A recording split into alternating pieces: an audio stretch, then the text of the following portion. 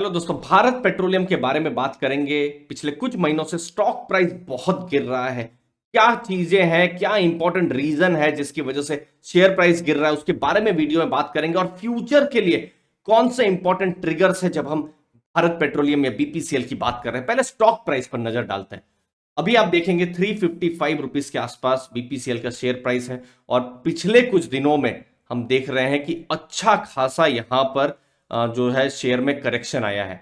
अगर हम जनवरी, जब इसी साल की अगर हम बात करें, तो 386 के पास बीपीसीएल का शेयर था, जो अभी 355 है। तो एक अच्छा खासा करेक्शन है। और इनफैक्ट पिछले साल तो इससे बड़े लेवल भी बीपीसीएल ने देखे हैं, 490 500 उसके ऊपर के भी लेवल उन्होंने देखे हैं। तो एक मीनिंगफुल, एक बड़ा करेक्शन आया हुआ है। रीजन क्या है? एक बहुत बड़ा रीजन है डाइवेस्टमेंट या प्राइवेटाइजेशन जो गवर्नमेंट बीपीसीएल का करना चाहती है। 53% स्टेक है गवर्नमेंट का।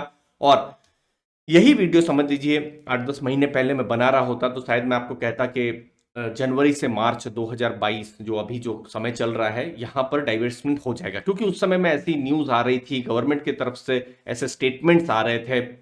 लेकिन डाइवेस्टमेंट अभी पुशबैक हो गया है। इस फाइनेंशियल ईयर में तो नहीं हो रहा है।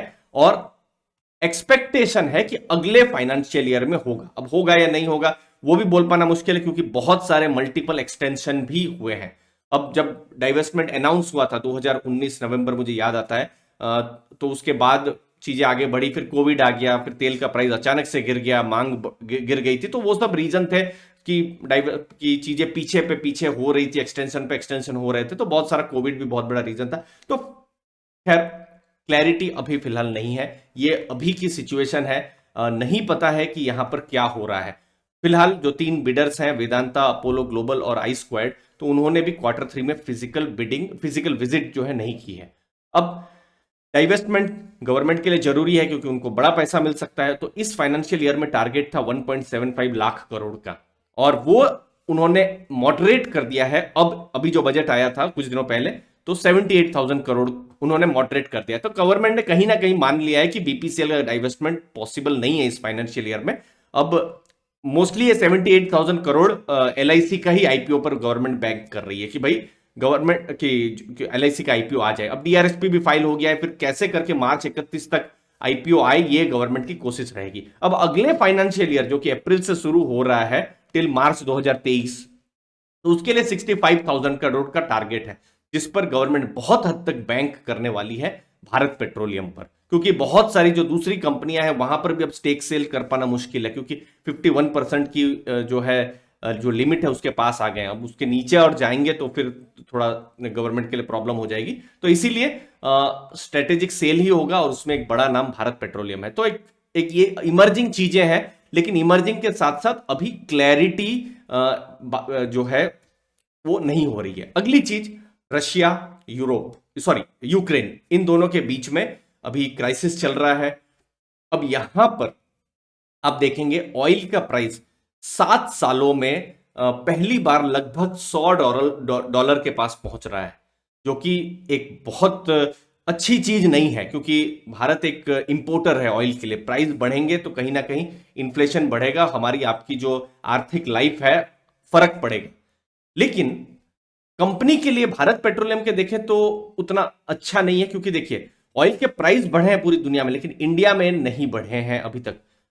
हम यूज करते हैं, 2 व्हीलर यूज करते हैं, 4 व्हीलर यूज करते हैं, पेट्रोल डीजल भरवाते हैं, बट अभी भी पिछले कुछ दिनों से ग्लोबल लेवल में प्राइस बढ़े हैं, लेकिन हमारे यहां नहीं बढ़े। अलग अलग रीजन हो सकते हैं, इलेक्शंस की बातें हैं, बट अलग अलग रीजन है। बट ये सब तो डीरेगुलेटेड है, लेकिन फिर भी नहीं हो पा रहा है, प्राइस बढ़ नहीं रहे हैं। तो मार्जिन्स जो है बहुत ही ज्यादा इंपैक्ट हो सकते हैं, जो कि क्वार्टर 4 के नंबर्स में हमको पता चलेगा। तो चाहे वो Bharat petroleum, Hindustan petroleum, IOCL, इनके लिए इतना अच्छा न्यूज नहीं। लेकिन जो अपस्ट्रीम की कंपनीज है, जैसे ओएनजीसी है या ऑयल इंडिया है, तो उनके लिए फिर भी अच्छा न्यूज है, क्योंकि वो लोग एक्सप्लोरेशन बिजनेस में, तो हाई ऑयल प्राइसेस का उनको फायदा मिलेगा।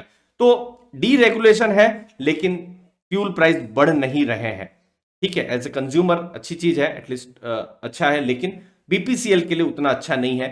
एक्साइज ड्यूटी का रिवीजन होना, मे बी इलेक्शन, ये मार्जिन्स का कम होना, फिर कंजम्पशन। अब खैर कंजम्पशन तो लाइन में आ गया है थोड़ा बहुत, लेकिन ये सब चीजें कहीं पर एक जगह में सब चीजें एक समय में हो रही है, जो बीपीसीएल के लिए नेगेटिव हो रही है। मोतीलाल की ओसवाल रिपोर्ट में देख रहा था। बट इन सब के होने के बावजूद भारत पेट्रोलियम एक वैल्यू जोन में जरूर आ गया। अब ये 5 साल का पी रेशियो मैं आपको दिखा रहा हूं। फिलहाल ये पी रेशियो 5.6 के आसपास है, जो कि एक अच्छा खासा डीप वैल्यू जोन में भारत पेट्रोलियम को बता रहा है। आप देख सकते हैं अगर 5 साल का देखें तो 10 से ऊपर का पी रेशियो रहा है बीपीसीएल का। तो अभी जो है पी रेशियो कम हुआ है। खैर ये एक मैट्रिक्स है, लेकिन इस मैट्रिक्स से बिल्कुल पता चलता है कि वैल्यूएशन अनडिमांडिंग है। वैल्यूएशन हिस्टोरिकल लेवल में वैल्यूएशन कम में बीपीसीएल आपको मिल रहा है। लेकिन जो पॉसिबल ट्रिगर्स हैं वो एक है कि फ्यूल डिमांड बढ़े, और जिस तरीके से कोविड हुआ है, कोविड के बाद चीजें नॉर्मलाइज हो रही है, तो वॉल्यूम्स बढ़े, और वॉल्यूम्स बढ़ना भी शुरू हुआ है। लेकिन मार्जिन्स पे कहीं ना कहीं प्राइस नहीं बढ़ने से इंपैक्ट जरूर होगा। Good for consumers but not good for Bharat petroleum या फिर दूसरी ऑयल मार्केटिंग कंपनीज है उनके लिए।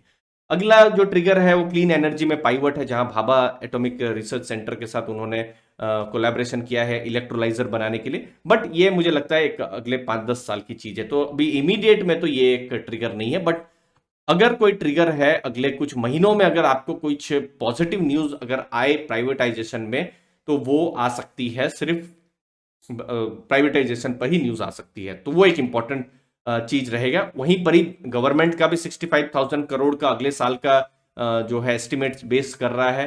किस हिसाब से प्राइवेटाइजेशन आगे जाता है बहुत इंपॉर्टेंट है।